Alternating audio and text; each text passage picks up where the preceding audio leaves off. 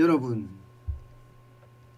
러시아가 돈바스 지역에 지금 침공을 했잖아요. 그러면서 말입니다. 세계 정시가 진짜 와르르라는 표현이 맞을 정도로 엄청나게 무너졌습니다. 여러분 이거 한번 보세요. 러시아 모엑스 지수도 10.5%까지 떨어졌죠. RTS는 더 많이 떨어졌습니다. 어디 그뿐입니까? 유럽은 그냥 박살났습니다. 유로스톡스도 2.17%가 빠졌고요. 독일 닥스 지수도 2.07%, 프랑스 까크 지수도 2.04%가 빠졌어요. 일본 니케이도 1.71%가 빠졌고요. 그나마 코스피가 좀 덜 빠졌습니다. 1.35%. 그만큼 말입니다.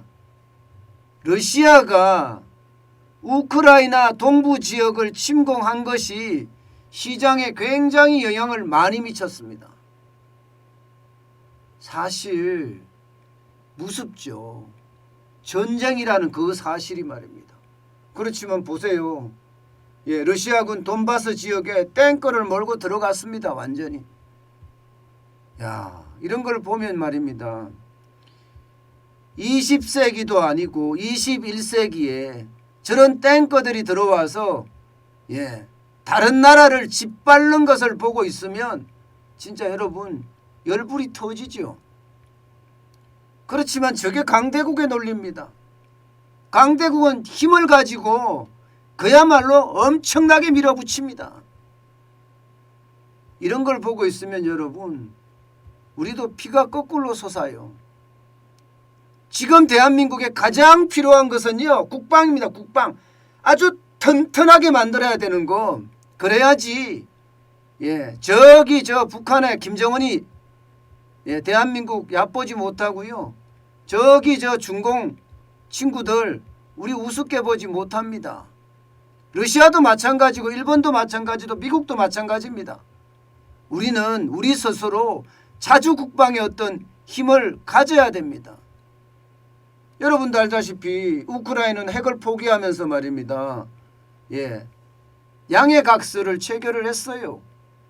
유럽하고 러시아하고 미국하고 말입니다. 핵을 포기하는 대신에 경제적 지원, 안보적 지원 다 하겠다. 그렇게 러시아도 그 자리에 있었고요. 미국도 그 자리에 있었습니다. 그런데 그게 지켜졌습니까? 전혀 안 지켜지고 있습니다. 강대국의 논리는 그야말로 막무가내입니다. 지들 마음대로입니다. 지들 마음대로. 절대로 말입니다. 약자를 보호해 주지 않습니다. 약자를 짓밟아 버리는 게 아마 저는 강대국의 논리라고 생각을 해요. 우리가 우리 스스로 말입니다. 이 강대국의 논리에서 벗어나면 언제든지 우크라이나처럼 저렇게 짓밟힘을 당하는 것 당연할지도 몰라요. 게다가 말입니다. 러시아는요 돈바스 지역을 침공을 하면서 말입니다. 이 도네츠크나 루간스크만 지금 내 땅이다 이렇게 이야기하지 않았습니다. 도네츠크나 루간스크뿐만 아니라 도네츠크에 포함되어 있는 전체 땅, 루간스크가 포함되어 있는 전체 땅, 이 모두를 다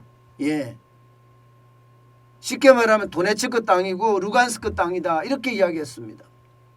이 돈바스 지역은요 전체적으로 따져보면 이게 도네츠크나 혹은 루간스크는 일부분에 불과합니다. 일부분에. 이 땅의 일부분에 불과한데 거기에 포함되지 않는 땅들도 러시아는 내 땅이다 이렇게 주장했어요. 이미 우크라이나 땅에 이게 몇 분의 1 돼? 한 10분의 1 되나요? 크림반도를 뺏기고 나서 지금 돈바스 지역도 다 뺏겼다고 이야기할 만합니다. 이것은 침공이자 전쟁이고요. 강대국이 우크라이나라는 약소국을 짓밟아 버린 겁니다. 그러니까 세계 시장이 와르르르 무너진 거예요. 와르르르. 그만큼 말입니다. 이 우크라이나하고 러시아가 전쟁을 함으로 해서 이 지역에 생산되는 여러 가지들 충격을 줄 수가 있고요. 또 지금 유럽이나 미국에서는 러시아가 이렇게 되니까 경제적 제재를 하겠다는 거거든요.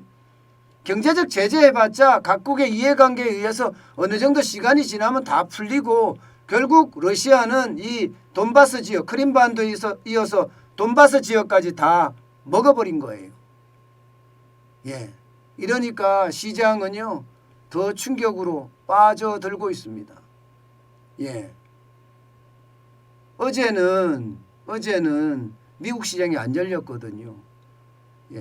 그게 대통령의 날인가요? 그래서 안 열렸는데 오늘은 열렸습니다. 시장이 1.42%까지 하락했어요. 더 많이 떨어지다가 좀 치고 올라오는 모양새가 보이더니 결국 러시아가 이제 돈바스 전 지역을 쉽게 말하면 도네츠크나 루간스크의 땅이다 이렇게 선언하고 나니까 또 빠지기 시작했어요. 1.42%가 빠져서 482.57이나 날아가 버렸습니다. 그래서 33,596.61로 마감을 했습니다. 장 끝틈하게는요 다시 상승하는 분위기도 보였지만 결국 말입니다. 떨어지고 말았지요. 나스닥도 마찬가지입니다. 나스닥도 1.23% 빠졌습니다. 166.55가 날아갔고요. 13,381.52로 마감했습니다. 장막판에 가서 어느 정도 다시 회복되는 그런 모양새도 보이기는 했어요. 저는 이 시장을 보면서 그렇게 느꼈어요. 우크라이나 입장에서는요. 이 도네츠크나 루간스크 이 지역 쉽게 말하면 돈바스 지역은요. 석탄의 최고의 산지예요. 석탄. 그런데 그 산지를 잃었는데 지금 나스닥은 2.3%, 다우산음은 4.2% 떨어지면서 그냥 뭐라고 해야 되나요? 매정하게 끝났다고 해야 되나요? 지금 우크라이나 입장에서는 지금 얼마나 속이 터질까요? 참 이런 거를 보면 남의 일 같지 않습니다. 언제든지 우리 일이 될 수 있다는 것. 저는 그런 느낌을 너무 많이 받았어요. 중요한 것은요. 자산시장이 엄청나게 지금 흔들리고 있다는 것. 지금 러시아의 어떤 돈바스 지역에 대한 침공이 점점 야금야금 전략적으로 지금 푸틴 대통령은 우크라이나를 먹어가고 있습니다. 크림반도를 먹고 그리고 다시 이제 돈바스 지역까지도 먹고 그렇게 되면 여러분 야금야금 지금 먹어갈 겁니다. 계속 먹어갈 거예요. 푸틴 대통령 입장에서는요. 옛날의 소련 재건하고 싶겠죠. 재건하려고 노력하고 있는 거고요. 그만큼 말입니다. 어떤 강력한 강대국의 어떤 모양새로 또 진격하는 모양새니까요.